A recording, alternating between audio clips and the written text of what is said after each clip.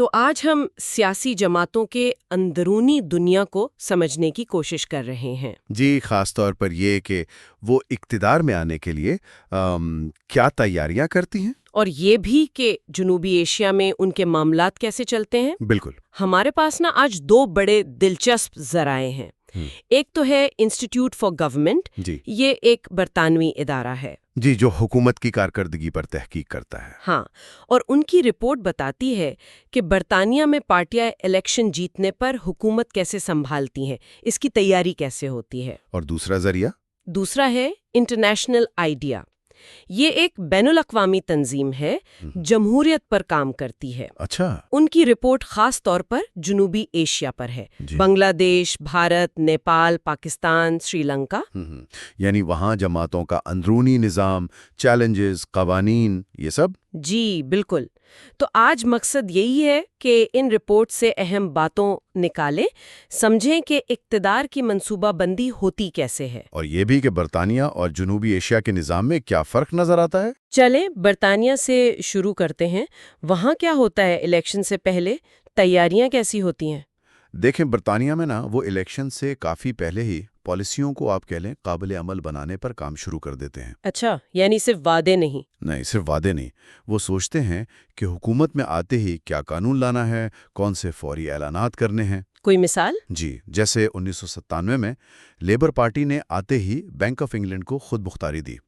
اس کی تیاری انہوں نے پہلے سے کر رکھی تھی۔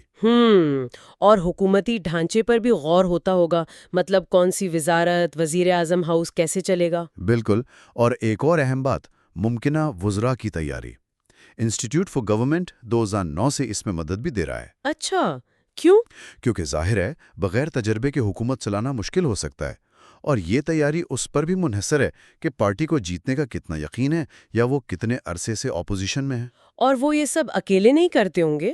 نہیں، وہ سول سرونٹس یعنی سرکاری افسران اور دوسرے تھنک ٹینک سے بھی رابطے میں رہتے ہیں۔ اچھا، جیسے وہ 1997 والی مثال ہے کہ شیڈو چانسلر کے مشیر ٹریجری کے سربراہ سے ملتے رہے تھے۔ جی ہاں، ایڈ بالز اور ٹری برنز، یہ ایک طرح سے اقتدار کی ہموار منتقلی کی کوشش ہوتی ہے۔ اب ذرا رخ کرتے ہیں جنوبی ایشیا کا۔ انٹرنیشنل آئیڈیا کی رپورٹ، یہاں تو تصویر کافی مختلف لگتی ہے۔ جی بالکل مختلف۔ یہاں جماعتوں کو بہت بنیادی گہرے مسائل کا سامنا ہے۔ سب سے بڑا چیلنج تو سیاسی عدم استحکام ہے۔ یعنی بھارت کو چھوڑ دے تو خطے کے تقریباً ہر ملک میں فوجی مداخلتیں، آئین کی معطلی، یہ سب تاریخ کا حصہ رہا ہے۔ اور عوام کا اعتماد؟ وہ بھی عمومی طور پر کم ہے۔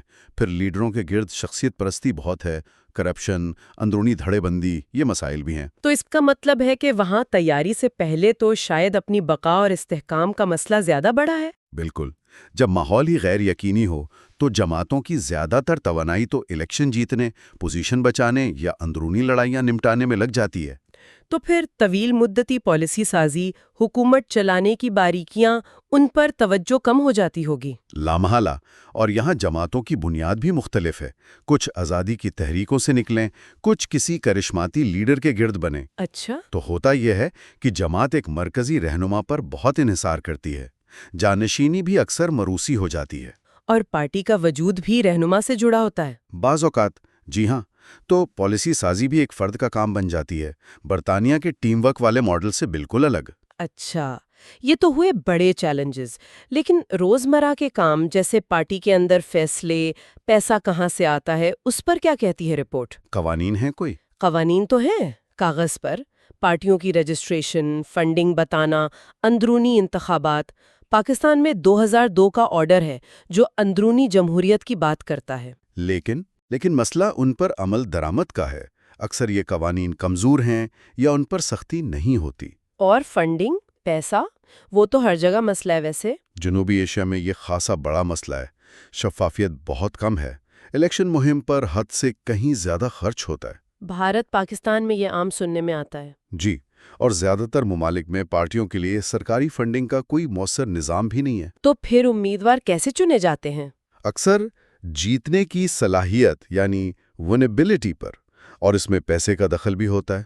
حتمی فیصلہ پارٹی سربراہ کا۔ مشاورت ہوتی ہے لیکن شفاف نہیں۔ کچھ ایسا ہی ہے۔ یہ کمزور اندرونی جمہوریت پھر حکومت کرنے کے انداز پر بھی اثر ڈالتی ہے۔ اسی سے جڑی ایک اور بات، خواتین کی نمائندگی کی۔ یہ بڑا دلچسپ تضاد ہے جو رپورٹ میں نظر آیا۔ ہاں، یہ واقعی دلچسپ ہے۔ ایک طرف دیکھیں تو جنوبی ایشیا نے بہت سی خواتین سربراہان دی ہیں دنیا کو۔ اندرا گاندھی، بے نظیر بھٹو، خالدہ ضیاء، شیخ حسینہ۔ جی، فہرست لمبی ہے۔ بالکل۔ لیکن دوسری طرف پارلیمان میں اور پارٹیوں کے اندر خواتین کی مجموعی نمائندگی عالمی اوسط سے بھی کم ہے۔ تو وجہ کیا ہے؟ پارٹیوں کی پالیسیاں یا قانون؟ قانونی طور پر تو کہیں کہیں کوٹیں ہیں، جیسے پاکستان، بنگلہ دیش، نیپال میں مخصوص نشستوں پر یا مقامی سطح پر۔ بھارت میں بحث چل رہی ہے، سری لنکا میں نہیں ہے۔